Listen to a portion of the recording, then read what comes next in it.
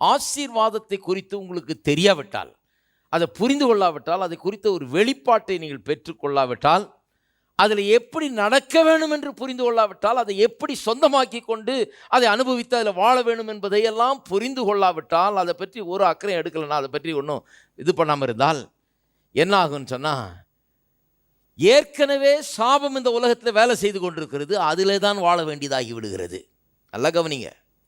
சாபம்ங்கிறது வரப்போகிற ஒன்றும் இல்லை, சாபம் வர்ற ஒன்றும் இல்லை. ஏற்கனவே இது உலகம் முழுக்க கிரியை செய்து கொண்டிருக்கிறது.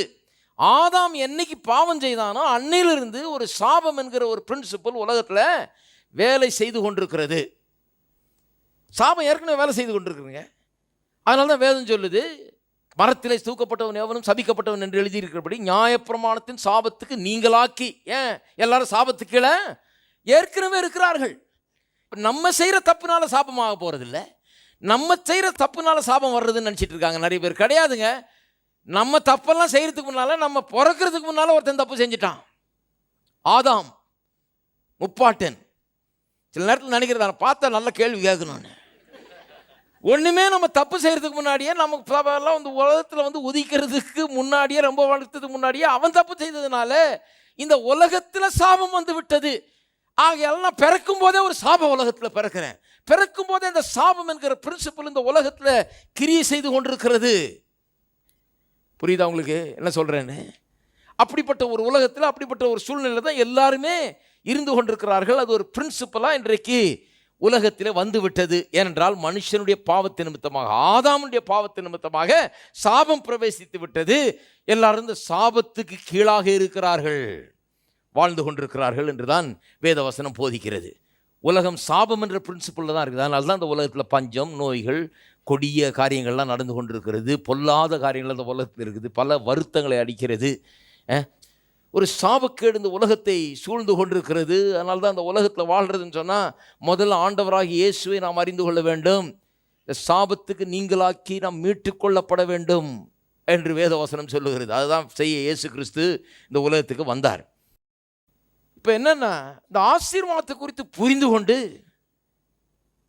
இதை தினந்தோறும் நம்முடைய வாழ்க்கையில் விசுவாசித்து இதை பெற்று அனுபவிக்க வேண்டும். இல்லை என்று சொன்னால், இந்த உலகத்தில் ஏற்கனவே சாபம் வேலை செய்துட்டு இருக்குது பாருங்கள். இது இப்படியே மோஷனில் இருக்குது. இதுக்கடியில் தான் நாமளும் போய் சிக்கிக்கொள்ள வேண்டியதாக இருக்கிறது. ஏன்னு சொன்னால், இதில் பட்டு பாடுபட வேண்டியதாக இருக்குது. ஏன்னு சொன்னால், இந்த ஆசீர்வாதம் என்ற பிரின்சிபல் தெரியலனா நாம் ஒன்றும் சாபத்தை தேடி போகிறதில்ல, நாம் ஒன்றும் சாபத்தை வரவழைக்க வேண்டியதில்லை. அது ஏற்கனவே வேலை செய்துக்கிட்டு இருக்குது. அதில் தான் எல்லாம் உழண்டு கொண்டு இருக்கிறார்கள். அப்படி தான் வாழ வேண்டும். அதனால் ஆசீர்வாதத்தை என்னவென்று புரிந்து கொள்ள வேண்டும். சாபத்தை இந்த பிசாசானவன் இந்த உலகத்தில் பாவத்தை கொண்டு வந்ததன் மூலமாக இந்த உலகம் சாபம் நிறைந்த உலகமாக மாறிவிட்டது. ஆனால் நம்மை வித்தியாசமானவர்களாக இருக்கும்படி தேவன் அழைத்திருக்கிறார். திருப்போம் 1 யோவான் 5ஆம் அதிகாரம் 18ஆம் வசனத்தை வாசிக்கிறேன். 18-19. 1 யோவான் 5:18-19. தேவனால் பிறந்த எவனும் பாவம் செய்யான் என்று அறிந்திருக்கிறோம். தேவனால் பிறந்தவன் தன்னை காக்கிறான், பொல்லாங்கன் அவனை தொடான். அப்போ தேவனால் பிறந்தவர்கள்லாம் ஒரு தனி கேட்டகரி இந்த உலகத்தில். பொல்லாங்கன் அவனை தொடான், பொல்லாங்கன் அவனை தொடான் என்று எழுதியிருக்கிறது. 19ஆம் வசனம், நாம் தேவனால் உண்டாயிருக்கிறோம் என்றும் உலகம் முழுவதும் பொல்லாங்கனுக்குள் கிடக்கிறது என்றும் அறிந்திருக்கிறோம். இங்கே ஒரு முக்கியமான ஒரு காரியம் சொல்லப்பட்டிருக்கு. உலகம் முழுவதும் பொல்லாங்கனுக்குள் கிடக்கிறதாம். ஆனால் நாம் பொல்லாங்கன் நம்மை தொடக்கூடாத அளவுக்கு ஒரு தனி கேட்டகரியாக இருக்கிறோம் என்று சொல்லப்பட்டிருக்குது. எத்தனை பேர் தேவனால் பிறந்தவர்கள்? இங்கே தான் பாருங்கள். இது ஏதோ ஒரு மதத்தில் சேர்றது இல்லை, இது ஏதோ ஒரு ரிலிஜனில் போய் சேர்ந்துக்கிறது இல்லை. கிடையாது, கிடையாது. இது தேவனுடைய பிள்ளைகளாய் மாறுவது, ஆசீர்வதிக்கப்பட்ட ஒரு இனமாக மாறுவது, தேவனுடைய பிள்ளைகளாக ஒரு தனி கூட்டம், அந்த கூட்டத்தில் சேர்க்கப்படுவது. இது அப்போ எவ்வளோ முக்கியம் பாருங்கள். இது பொல்லாங்கனவனை தொடான். பொல்லாங்கனுக்கு அவன் மேலே அதிகாரம் கிடையாது. பொல்லாங்கனவனை தொடாத ஒரு இடத்துக்கு வருகிறான். நீங்களும் நானும் கிறிஸ்துவுக்குள்ளே இருக்கிற நாம் பொல்லாங்கன் நம்மை தொடக்கூடாத ஒரு இடத்துக்கு நாம் வந்திருக்கிறோம். இருளின் ராஜ்யத்திலிருந்து விடுதலையாகி, அதன் அதிகாரத்திலிருந்து விடுதலையாகி, தம்முடைய குமாரனுடைய ஒளியின் ராஜ்யத்துக்குள்ளே கொண்டு வரப்பட்டிருக்கிறோம். பிசாசுக்கு நம்ம மேலே அதிகாரம் கிடையாது, அவன் நம்மை தொடான் என்று எழுதியிருக்கிறது. அவனுடைய அதிகாரத்துக்களை நம்ம வாழவில்லை இன்றைக்கு என்று வேதவசனம் சொல்லுகிறது. சரி, யோவான் எழுதின சுவிசேஷத்துக்கு திருப்போம்.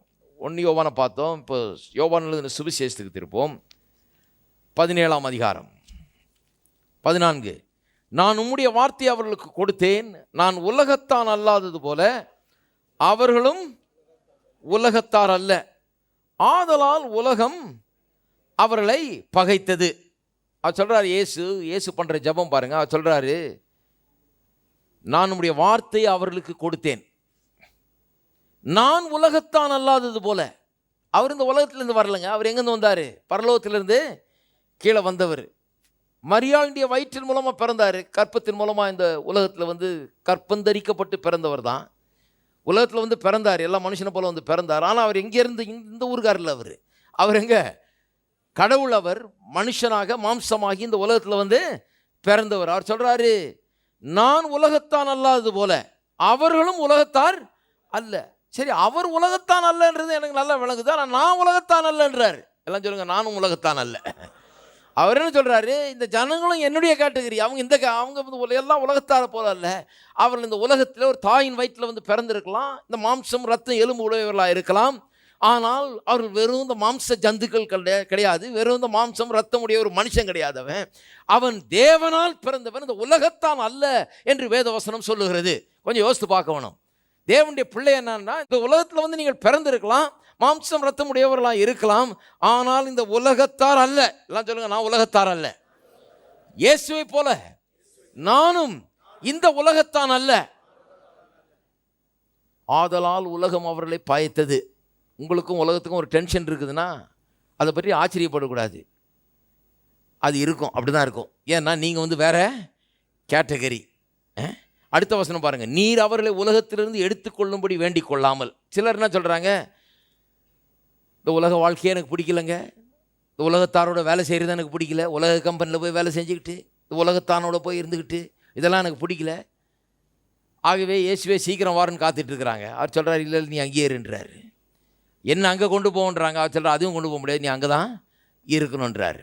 இது என்ன வம்பா போச்சு? உலகத்தான் இல்லைன்றாரு, என்னை போலவே இவர்களும் உலகத்தார் அல்லன்றாரு, இந்த உலகத்தை சேர்ந்தவங்க இல்லைன்றார். ஆனால் இங்கே தான் இருக்க சொல்கிறார். நல்லா புரிஞ்சுக்குங்க, இந்த உலகத்தார் அல்ல, ஆனால் நாம் இங்கே இருக்கிறதுல அவருக்கு ரொம்ப இன்ட்ரெஸ்டடாக இருக்கிறாரு. அவர் நீங்கள் அங்கே வர்றதில் அவ்வளோ இன்ட்ரெஸ்டடாக இல்லை. நிறைய பேருடைய இதை போட்டு உடைச்சிட்டேன் இன்றைக்கி நான் நம்பிக்கையை. நீங்கள் பரலோகம் போகிறதுல அவர் அவ்வளோ இன்ட்ரெஸ்டடாக இல்லை. பரலோகம் போவீங்க, அது என்றைக்கோ ஒரு நாள் நடக்க போகுது. ஆனால் அதில் அவர் அவ்வளோ ஆர்வம் காமிக்கல. இப்போ அவர் என்ன சொல்கிறார், இங்கே இருன்றார். இப்போ எத்தனை பேர் அதை நம்புறீங்க? இங்கே இருக்கிறதுல, நாம் இங்கே இருக்கிறதுல அவர் ரொம்ப கண்ணு கருத்துமாக இருக்கார். இங்கே இருக்கிறது ரொம்ப முக்கியம், இங்கே இருக்கிறார். அவர் என்ன சொல்கிறாரு, நீர் அவர்களை உலகத்திலிருந்து எடுத்துக்கொள்ளும்படி நான் வேண்டிக் கொள்ளாமல். அதுக்காக அவர் ஜெபம் பண்ணல. இன்னும் கேட்டால் என்ன வேண்டிக் கொள்கிறாரு, நீர் அவர்களை தீமை நின்று காக்கும்படி வேண்டிக் கொள்கிறேன். இந்த உலகத்திலே இருக்கட்டும், ஆனால் இவர்களை போல இருக்கக்கூடாது, தீமை நின்று அவர்கள் காக்கப்பட வேண்டும். இந்த உலகம் சாபக்கேடான உலகமாக இருக்கிறது, தீமைகள் நிறைந்த உலகமாக இருக்கிறது, இதிலிருந்து இவர்கள் காக்கப்படும்படி வேண்டிக் கொள்ளுகிறேன் என்று சொல்லி அவர் ஜெபிக்கிறார். நான் உலகத்தான் அல்லாது போல். அடுத்த வசனம், அவர்களும் உலகத்தார் அல்ல, உம்முடைய சத்தியத்தினாலே அவர்களை பரிசுத்தமாக்கும், உம்முடைய வசனமே சத்தியம். அப்போ இந்த உலகத்தில் இருக்கிற நாம் அவருடைய வசனத்தை கேட்டு அந்த வசனத்தினால் நாம் பரிசுத்தமாக்கி கொண்டிருக்கிறோம். வசனத்தை பெற்ற மக்கள் நாம், வசனத்தின் மக்கள் நாம், வசனத்தினால் பரிசுத்தமாக்கப்படுகிற மக்கள் இந்த உலகத்திலே இருக்கிறோம். தீமை நின்று காக்கப்பட வேண்டும் என்று தான் அவர் நமக்காக வேண்டிக் கொண்டார். வழியே இந்த தீமையான உலகத்திலிருந்து போய் பரலோகம் சீக்கிரம் போய் சேர்ந்துடலாம், எதுக்கு இந்த தீமையான உலகம், அப்படி வேண்டிக் கொள்ளலை. இந்த தீமையான உலகத்திலே இருந்து இங்கே வாழ்ந்து நாம் தீமை நின்று காக்கப்பட வேண்டும் என்று அவர் வேண்டிக் கொண்டிருக்கிறார்.